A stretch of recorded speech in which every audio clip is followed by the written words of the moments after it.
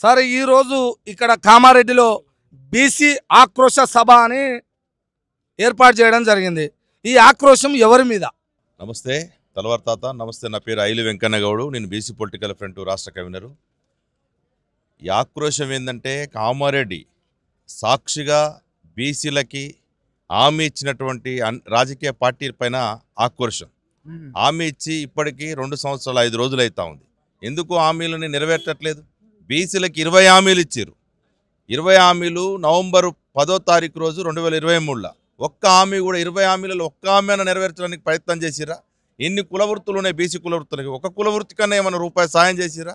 1,00,000 కోట్లు బడ్జెట్ పెడతాము, మీ బతుకులు మారుస్తామన్నారు. ఒక్క రూపాయన కేటాయించిరా? మీ బతుకులు మార్చుకోవడానికి ప్రయత్నం చేస్తున్నారు.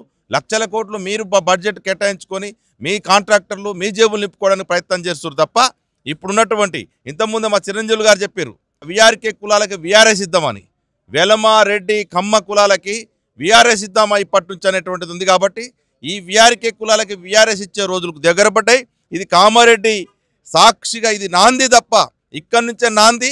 మేము అంతిమంగా కొడంగల్లు సభ వరకు కూడా, కొడంగల్లో మీ అంతు చూసేంత వరకు కూడా 42% కాదు, మేమెంత ఉన్నాం మాకంత రావాలి, మీరెంత ఉన్నారో మీరంత తీసుకుని.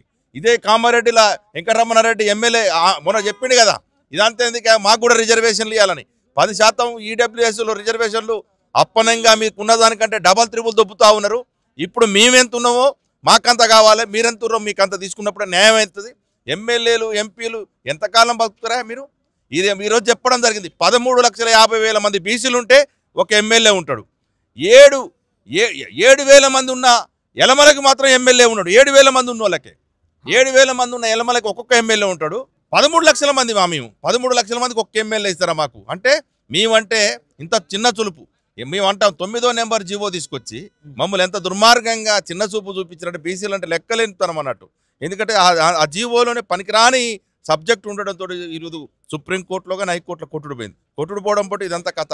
పోయి మేమేదో ఎన్నికలలో మేము ఏదో రాజకీయ పార్టీలకి మేము ఇస్తాము చెప్పి రిజర్వేషన్లు ఇస్తాము పార్టీల వారికి అంటారు. మీ పార్టీలో మేము బిచ్చగాలం కాదు, బీసీలు బిచ్చగాలం కాదు. అడుక్కో తినడానికి 79 ఏళ్ళు మిమ్మల్ని పరిపాలించిందారు, దాచుకున్నారు. మీ కాంట్రాక్టర్ల పేరుతోటి, కమిషన్ల పేరుతోటి మమ్మల్ని అనేక ఇబ్బందులు పాలు చేసి బీసీలని అడక్క తినేట రోడ్ల మీద అడుక్కునేటువంటి పరిస్థితి తీసుకొచ్చి చూడండి. మా హక్కుల కోసం మేము అడుక్కునే పరిస్థితి తీసుకొచ్చారు. మీరు రాకుంటే మాయమేట బొచ్చడు మందురు మీ నుంచి ఏమవుతుంది? ప్రభుత్వం మాది, మా కథ మాది, ఒక వ్యవహారం ఉంది, మీరు ఏం చేయగలరు? మా దాంట్లో కూడా కొంతమంది శంశాగాలు జొర్రిర్రు. ఆ జొర్రిన శంశాగాల సంగతి కూడా మేము పడతా ఉన్నాం. అందులోనే మొన్న బంధులో చూసినాం. బంధులు ప్రతి ఒక్కడు పాల్గొన్నాడు. ఎవడు దొంగో, ఎవడు లంగో, ఎవడు మంచోడో, ఎవడు చెడ్డోడో తెలవకుండా పోయింది. కాబట్టి ఇప్పుడు ఆ దొంగెవడో లంగెవడో విభజన చూసి పాలు నీళ్ళను వేరు చేసేటువంటిది 42% బీసీ రిజర్వేషన్ల సాధన సమితి. మన నిస్వార్థంగా చాలా మంది అనుభవం కలిగినటువంటి నాయకత్వం అంతా కూడా ఈ కమిటీలో ఊరు. కాబట్టి మేము ఏంటంటే కామారెడ్డి నుంచి కొడంగల్ వరకు కూడా మొత్తం 33 జిల్లాలు 119 నియోజకవర్గాల్లో ఈ వాయిస్ వినిపిస్తాం. రేవంత్ రెడ్డి ఢిల్లీలో అమర నిరదీకి తన ప్రాణాలను కోల్పోవాలి కానీ బీసీలకు ఇచ్చినటువంటి మాట దక్కించుకోవాలని చెప్పేసి రేవంత్ రెడ్డి కూడా సర్కారు సవాల్ చేస్తా ఉన్నాం. అన్ని పార్టీలు తీసుకుపోవాలి. ఇటు బీజేపీ కావచ్చు, కాంగ్రెస్ కావచ్చు, బీఆర్ఎస్ కావచ్చు, 3 పార్టీలు దొంగ పార్టీలే. మీ చిత్తశుద్ధి నిరూపించుకోవాలంటే మాకు ఇచ్చినటువంటి హామీలన్నీ నెరవేరిస్తే మిమ్మల్ని నమ్ముతాం, లేకపోతే అంతవరకు నమ్మమని చెప్తే లేదు. చూశారు కదా, ఇచ్చిన హామీలు ఏందో, మనిషిగా మాట్లాడిన మాటలు నెరవేర్చుకుంటే మీ మీద ఇంత గౌరవం ఉంటుంది. లేదంటే మీరు దోషులుగా, మీరు 3 పార్టీలు దొంగ అని ఒక్క మాటలు చెప్పారు. ఇక ఇదే ప్రభుత్వం కాబట్టి మీరు ఎలా మరి నెరవేరుస్తారో ఒకసారి ఆలోచించుకోవాలి రేవంత్ రెడ్డి గారు.